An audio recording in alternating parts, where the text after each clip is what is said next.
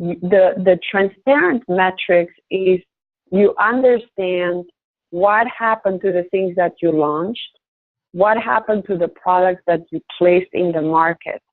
And so after that, you can have the discussions with the senior vice president of product or the senior vice president of marketing and say, let's look at those 10 last campaigns that you did. And we all worked so hard for, and we all invested money and people and weekends in. And so you can look at downloads, you can look at visits, you can look at a marketing manager in the country actually used this campaign. How did they amplify it? How many leads did they get? And so the better connected you are inside the company, you can start putting a story together, and it's very, very powerful.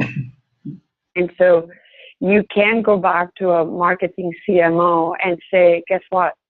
Your last 5 campaigns, they sucked because nobody downloaded anything in France. And so having those discussions are very scary, and it's not for, you know, somebody who's not well trained to speak with executives or feeling courageous to have these discussions. But as we all learned, that saying anything in a properly well-educated way is possible. And you can't say, hey, you know, we worked on these 3 campaigns, we invested this amount of money, and here's what I saw. Here's what we saw from a globalization perspective. There was less hit, there were less downloads, there was less investment from a country perspective, and your team in Italy and in Turkey and in Nigeria, they did not do anything with this campaign. Should we really keep investing, or is something broken? Is there a geo-alignment problem here?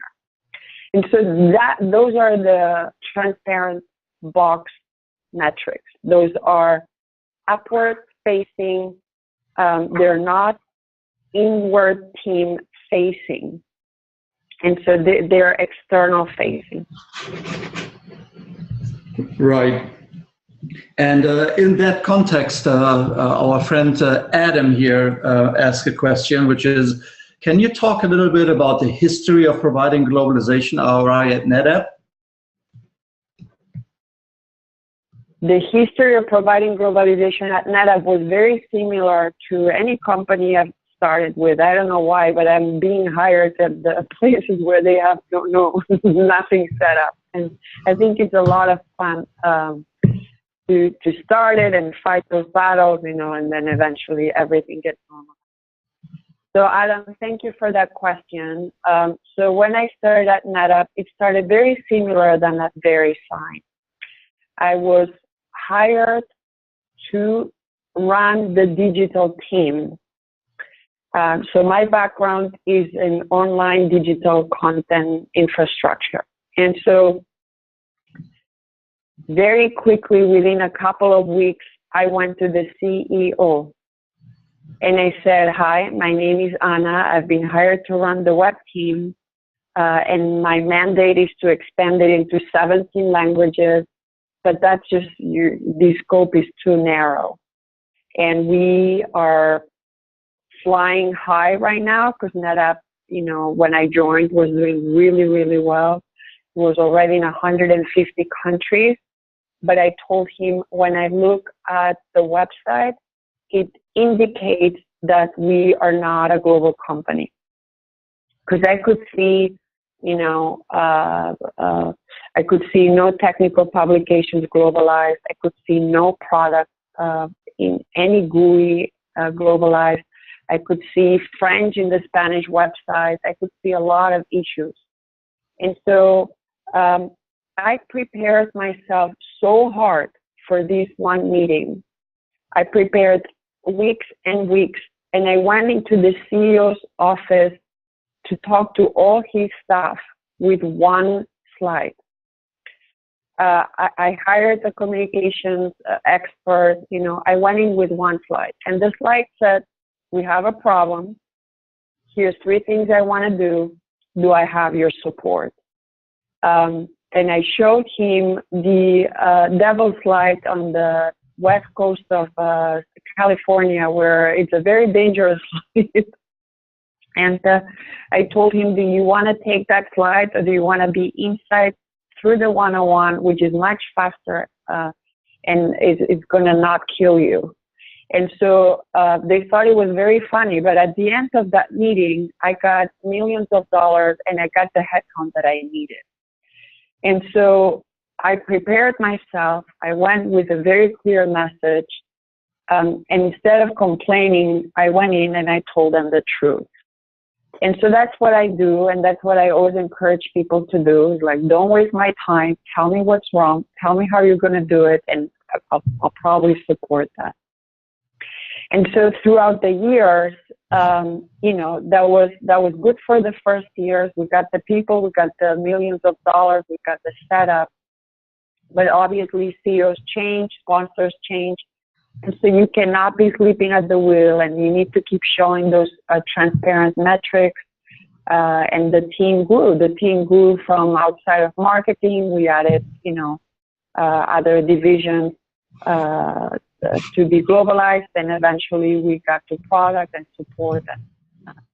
And so Netapp today does have an enterprise-wide globalization team.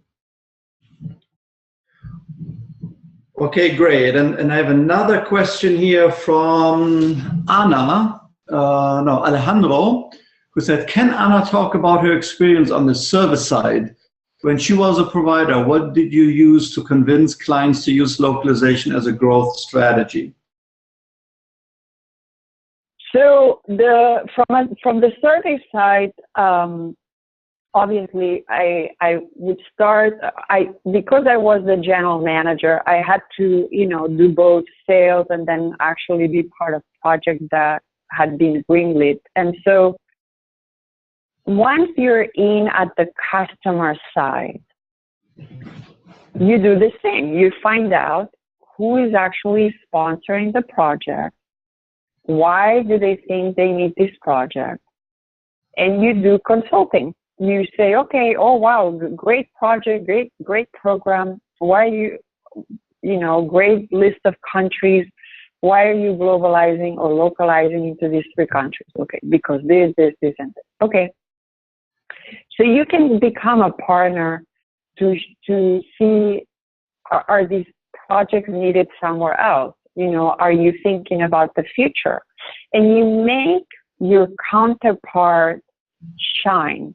This is, when I was at the service side, I was always trying to think of my client as the hero or the shiro. How am I going to make them really, really successful? How can I give them as much information so that they can shine in front of their managers? Because ultimately, to me, when I was at the service side, my only goal was to make my client very, very successful. And so I would spend extra time, but also because I was an executive at the service side. But even if you're the account manager or the project manager, besides nailing what they need and giving them the right files the day that they want it, you need to do a stellar job at that. That's a given, right?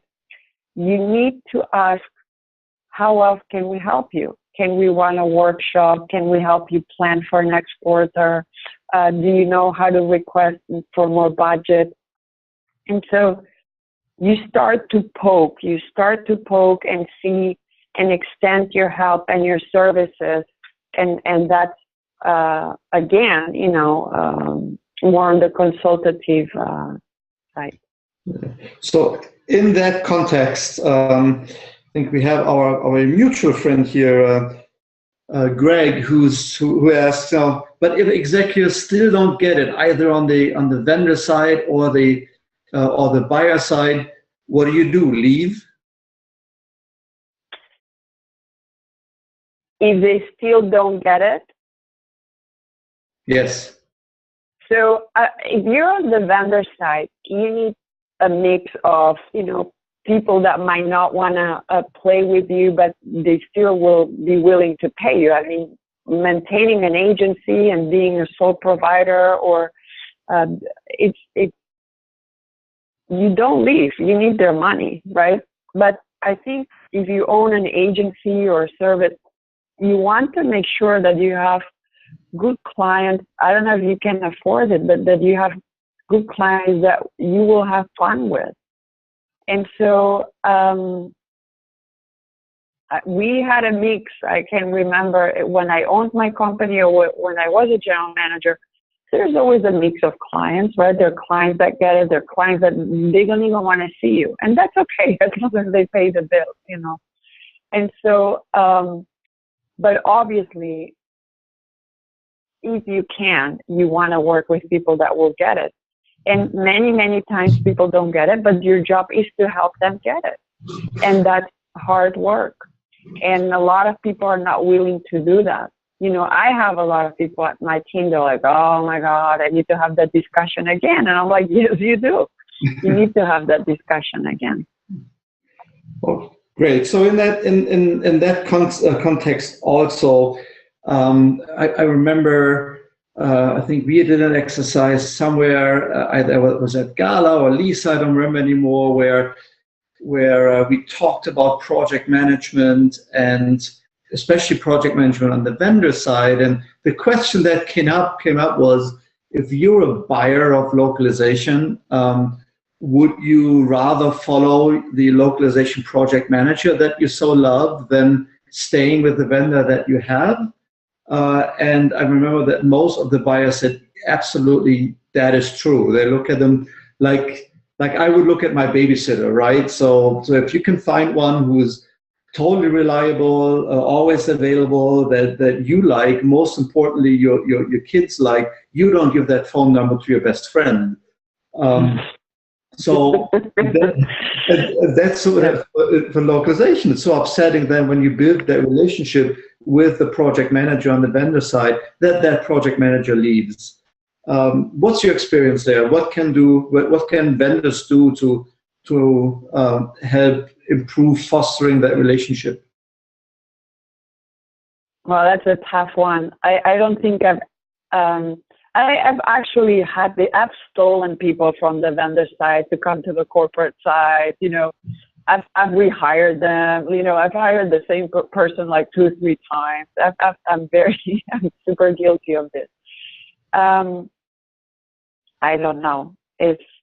It's hard to form good teams, and I agree with you. Once you find somebody who's amazing, you don't want to let them go. I have personally, from the corporate side, I have never left a vendor because my PM left. You know, because I make sure to hire vendors that are solid, and you know, when they lose a PM, they bring me another one. I mean, that's just a given. I don't know how else to answer this. I mean, I have personally not left a vendor because a PM left. I think that's silly. We did one time see a vendor lose a key account manager, and everything came crumbling down. And we end up losing that vendor because they were unable to bring in a new good account manager. That did happen to me one time. But we actually ended up rehiring that vendor later for something else. So if you're a vendor, I think don't put all your eggs in one PM. That's not a good solution, right? And so that consultative and constant contact is very, very important. Don't underestimate what's going on at the corporate side, because at the corporate side, we're constantly being asked to do things cheaper, faster. And if the service can't keep up, we are going to look somewhere else. You know, so, yeah.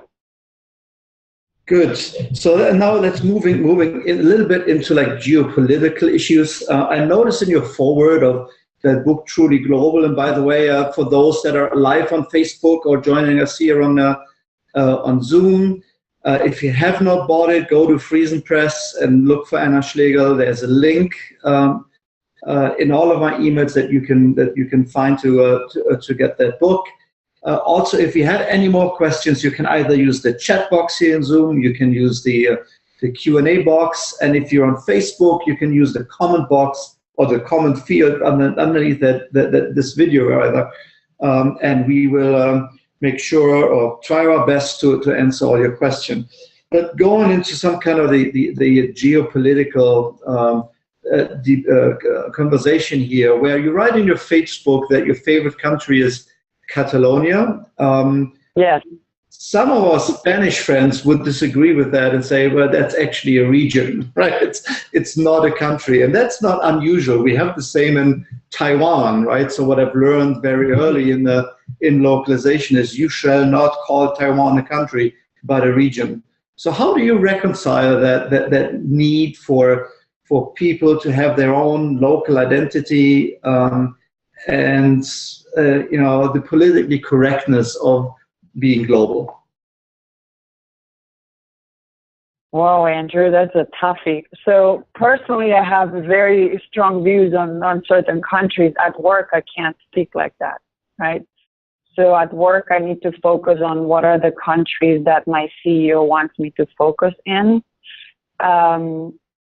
Finding out from a business perspective, this is a business, right? So we're working on the enterprise side. You need to understand what are the countries that are going to make the money for the company, and you cannot get into geopolitical issues there. And so I remember when I started at VMware or I started at Netapp, we had a list of countries, and I told my team, this is a list of countries. Here's how we're going to map, what we're going to do in each one of these countries. And I'll tell you an example. Poland, I believe, and the Philippines and Vietnam were not part of those countries. And all of a sudden, we started seeing requests from these countries. And because I owned the centralized budget, I would let it sleep. I would say, okay, let's help our friends in Vietnam, or let's help our friends in Poland or in the Philippines. And we started doing work for them. And one day the CMO came and said, I thought we had agreed on the list of countries. What the heck are you doing? And so you have to be really careful. And so that's when you need to have these conversations and offer extreme clarity when you're on the business side. Because you might be losing the trust or breaking the trust with the CMO or, the product. You need to sense the smell of the company. Every company is going to allow for different things. If you work at Facebook or Google or PayPal, it's a very different conversation than if you work at an engineering company where you need many less languages, because this is not a B2B or a social media site. I've never worked for a social media site. I worked for companies that create massive enterprise engineering software and products. And so it's not a free for all. It's a very controlled environment on what countries you enter and where you're going to make money. It's very, very clear. Now, if you're working on a social media site or e-commerce site, I think there's more experimental and obviously your end customers, everything on the digital platform. And so you do need to add more languages there. So these are conversations within your team, but you cannot bring your own emotion there. Now, when I'm on Facebook with my friends, of course, I speak of Catalonia being the best country in the world. It's so you should, absolutely, right? So, yeah. I get a lot of flack. At work and outside of work already. By the way, if you can step a little bit away from the video so that people can see your face on Facebook, you're good at Zoom, but Facebook, you want to see the whole face, right? So you're also one of the co-founders of Women in Localization. And can you tell us what prompted that move? Because what I noticed when aren't 80% of people in localization women? I don't have the stats. I don't have the stats. And right now, with Common Sense Advisory and Fabiano Suite from Brazil, we are putting a survey together for the industry. The first survey to look at the split, the gender split within our profession, because I don't think we know that. So Common Sense Advisory is finalizing a survey, and Women in Localization collaborated with Fabiano to craft the questions for the survey. And the questions will help us understand, you know, what's the split of men and women, and where are the women, where are the men, what sort of jobs do we have, etc.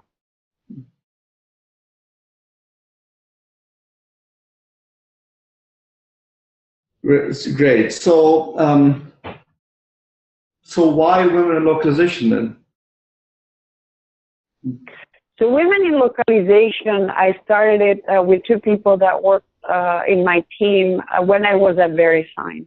And I think VeriSign, I had already worked at Cisco, and I had already worked at another engineering company. And when you work, I've only worked in engineering companies. Women are in low numbers in engineering companies.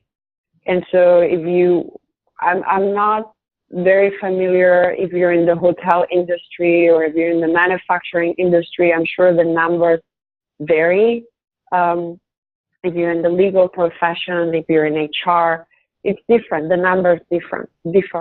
I've in highly technical engineering environments. I'm a senior director of engineering. In my meetings, I am usually the only woman there. I am happy if I see another woman in another meeting during the day. And so I felt underrepresented, and I wanted to understand, why is there no more Annas here? Like, where are these women? And then I started to see, okay, there are women in HR, there's women in legal, there's few women in engineering sales. And so understanding all of that, I wanted to see who else was in my shoes. And so that's how we started Women in Localization. Women in Localization started at the Northern California Women in Localization group. And very quickly, you know, I found out, you know, 10 other friends and 15 other friends and then 20 other friends. And then people started emailing us from New York and from LA and from Seattle. And all of a sudden we're like 500 and 1,000 and 2,000. And we're like, whoa, whoa, whoa. There's a lot of us. And so we ended up creating a board, and we have 9 chapters today. We're working on 3 other chapters. We're about to open a chapter in Korea now. There's India in the works. China already has 2 chapters. And so the man-women discussion is definitely changing.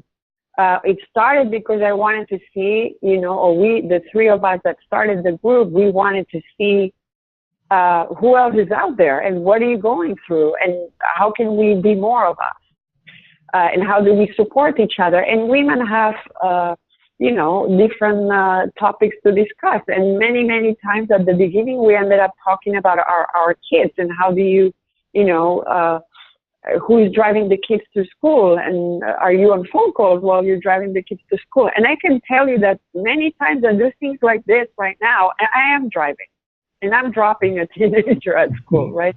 And so these are topics that I think my girlfriends and I have more fun discussing than if I talk to Andrew. I don't know. Although I know you're a great father, Andrew, but so that's what we wanted to do. Now, over the years, this has evolved. This has evolved because there's many amazing guys and people around the world, and we don't even want to make that distinction anymore of men and women. They're very willing to support us. And the example of the campaigns like He for She that Fabiano is trying to kick off, or there's United Nations campaign. In the process, I became the chair for WIT, Women in Technology. And so I am very familiar now with, you know, research and studies with Stanford, or research and studies with National Centers for Women Advancement, especially around women in engineering. And so the numbers are very, very low and very, very scary. And our girls, our daughters, are leaving STEM at rapid numbers. They don't see it as sexy. They don't see it as interesting. There's a lot of social media that is around the Kardashians, and it's not good. And so what do we need to do is a very complex question, but we need to talk about it, and we need men and women discussing this together. And it's the same story of like, we need sponsors, we need help. I need my family, my husband, my partner, everybody needs to help us stay up there, especially women executives in engineering is very non-existent. And so, understanding all of that is a whole other webinar. Yeah, but talking about talent, we have a number of questions here about talent, and Annette and Agustina. I got all of your questions. So I'm trying to paraphrase and combine them. And Anna, you write in your book, in your preface, like two things. One is having linguistic and literature degrees from Barcelona and Berlin did not turn out to be helpful in American corporate culture. And you also write that when you started at Cisco, that was the first time you heard about marking your language or prioritizing a country. You began to hear and use the words geo or theater and other terms that were new to you. Are we educating our people right now past the need of international businesses, globalization, localization? No, not at all. No. And I speak at a lot of universities, and they're like, huh, what are you talking about? So the curriculums need to change, because we need our profession to be very strong, and we need to give the background of what does it take in practice to do this. And so I see a lot of translation masters, and I see, understanding TMS, but I don't see good curriculums that explain geo-alignment or diplomacy inside a corporation, or really what does it take. And so that's why I wanted to write this book. And so I'm getting so many emails and experiences. People are saying like, oh my God, I wish I would have known this. Or I wish I would have known this when I was running a support center. I never talked to the people in Dalian, or I never talked to the people in Amsterdam. And so I do see a gap. I go to Stanford and I talk to these PhDs in linguistics, which is the studies that I have. And it's very difficult to make any sense of what the heck am I telling them. They're like, they are what I studied. They're linguists, and they love if the L is a double L, and if Virginia Woolf said something. I'm like, come down to earth. But that's why it was so hard for me, because I got it at the engineering company. It was a little crazy, right? Because you get these degrees from this beautiful, Humboldt University, Germanistic, blah, blah, blah. And I knew I was a romantic reading Goethe and Schiller and, Nietzsche. And then you land in these corporate rooms and panic attacks happen, right? And it takes months to adapt to what does it take to sit in a room with a product manager that needs their product to go into Japan. You can't talk about Nietzsche or can't talk about Goethe, right? You're like, oops. So we need to train ourselves differently. So maybe, we do need classes on global product management, maybe, or running global teams. What does it take to run a virtual team? Well, imagine they let you hire 5 people and you hire one in Milan and one in Turkey and one in Korea. Okay, how are you going to make that work? And so maybe more simulations on real examples would be helpful. Yeah. By the way, Virginia here writes, "Women in localization rock. I filed in the application to open up a chapter 19 up." So I don't know what that means for you, but I will. I guess we know.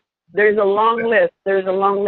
But women in localization, it has become a very big deal. So we're trying to run it more like a company now, right? Because you cannot just say everybody like, yeah, open a chapter, good luck, So we're looking at the chapters more as franchises that are well supported and well run. Great. And then yes, going back to the talent question in the industry, Annette asks, we always need great talent in the industry, but not everybody is aware in the industry that the industry exists. What would you say to a great PM or salesperson or marketer that you want to attract to the industry? And by the way, I still refuse to call it an industry. In that context, I call it a discipline or a guild or a profession, because most people that I know that are on the buy side in localization, they would say, I'm in technology, I'm in development, I'm in healthcare, whatever, and I just happen to do localization within, and that's my role. Anyway, is that so? Where are you on the spectrum? Is it an industry? Is it a discipline within the different industries? And how do we attract other people from those industries to move into this profession? I think it's not an easy answer. So yes, we do need programs at the university level to start bringing more people in. I think, for example, the Mulberry Institute in Monterey is doing a good job. They're moving from just teaching translations to now they're going to put a global business unit there. So the more of us that speak up, that explain it, that evangelize it, the better. And what I see is a lot of talk on the black box, but being more vocal on the power of what we do, what our guild or profession can do for a company is super important. We need more people talking about this so that when you have a team inside the corporation, you can refer to look at how Facebook thinks about this, or look at what Common Sense Advisory is saying about this. I have yet to meet a chief globalization officer, right? I have 2 or 3 friends at the corporate side that have the vice president title of globalization. And so we're very far from accepting this as an incredible asset. And so it's my job, and it's everybody's job that runs a team to train your team to speak properly. And so you cannot say, I'm in the translation team or I'm in the localization team. Nobody cares. And so what you need to say is, I am here aligned to our global goals. I'm here to bring international revenue. How can I help you? And so there was a blog I wrote years ago that's called From Being a Localizer to Being a Rockalizer, because we need to rock this. It's enough of this. Our industry is very, very stuck. And so, yes, translations are important, and I was a translator, and I've been an editor. But if we want to move the perception that these teams are needed, that these teams are really helpful, we need to end up with having goals at the CEO level. There are companies like FedEx and GE and Google and Facebook that have globalization goals. And so those are the companies that we need to start referring to our own companies. And so you need to study those things, and you need to be able to apply those things. but there's slow movement. I talk to Tahar all the time on Common Sense Advisor. We're seeing very slow movement on elevating the conversation. Mm. And in that context, by the way, I've heard you mentioned Middlebury. You will also guest lecture at UMD, right? University of Maryland, because I know that some of us are watching. Yes. Hi. So we're very excited about that. Greg asks in that context also, so where should localization live in an organization? In engineering and product and marketing operations? Does it matter?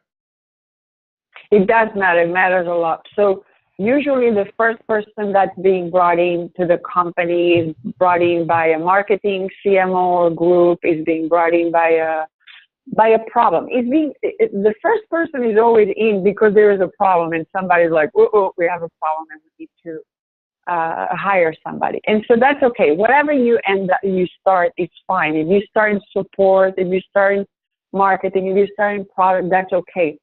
The thing to know is that once you've cleaned that part of the company, once you've globalized that part of the equation, you need to start moving into other areas. And so, obviously, I know people that do this successfully as centralized or decentralized. However, model, you cannot just stay within one department. You need to globalize support. You need to globalize channel. You need to globalize professional services. You need to globalize your marketing experience. You need to globalize your product. So staying tucked in under one place is not good. So that exposure again, that reaching out to other teams and maybe say, hey, I sit in marketing, but guess what? I can globalize your product. And so that's what we did here at Netapp, or what we did at, VMware, different places. You reach out, you create this collaboration. There's many, many companies that have split teams, and that's okay as long as you're all coordinating, because when that product goes live, you need everybody aligned. And so I don't get hung up anymore so much on where the teams sit, but the power of taking that product globally will depend on your ability to play with other departments or represent the whole company. But you need to look at where the most part of the work or the bulk of the work usually is from support or product or marketing. So typically teams are in one of these three groups. The other thing that I would say is don't stay in one group and move. After 2 years, ask, I love you, CMO. Can I now go and play over there? And if they have the company at heart and you're still going to give them the same amount of service and good service, then they'll trust you, but to create that trust, you need to create those conversations first. Good. So we're at the end of the hour. I guess, last time I said, like, truly global. It's on the bookshelves now. You can get it on Amazon. You can get it at Friesen Press. And Anna, just one last word from you. So why did you write this book again? Because I couldn't find something that explained all that I am saying.